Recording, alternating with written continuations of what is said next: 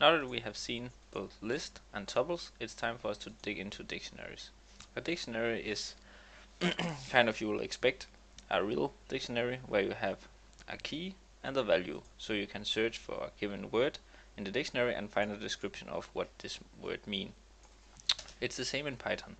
So you can create a dictionary. We'll create ours and say dict equals, and then we need to specify the key at first. So we will say key 1. You can name this whatever you want.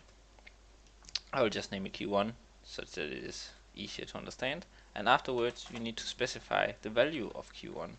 So this can be value 1. And then we basically have a very simple dictionary.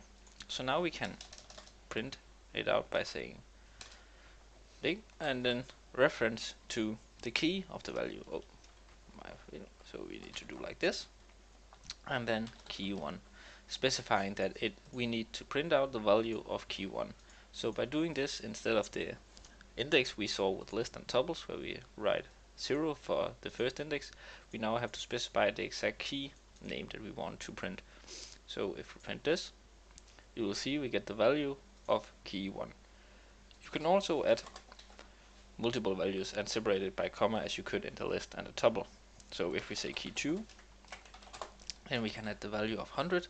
So we can both use strings and numbers, and again we can change this and say key 2 and get the value of 100 printed out, as you could in the list and not in the tuple. Remember that tuples cannot be updated once declared, but list can.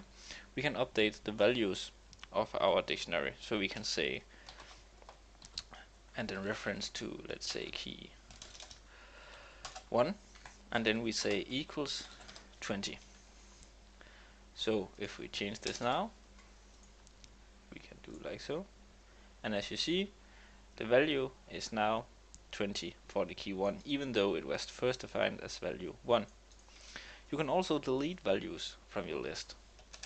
You do so by saying del, and then again reference to the key that you wish to delete the value of.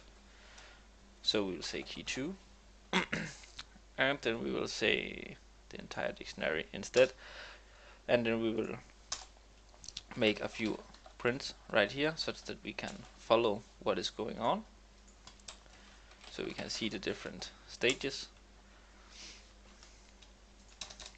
So if we execute this, you will see 3 outputs. So first we declared our dictionary with the key of 1, value of 1 for this key, and then the value of 100 for this key.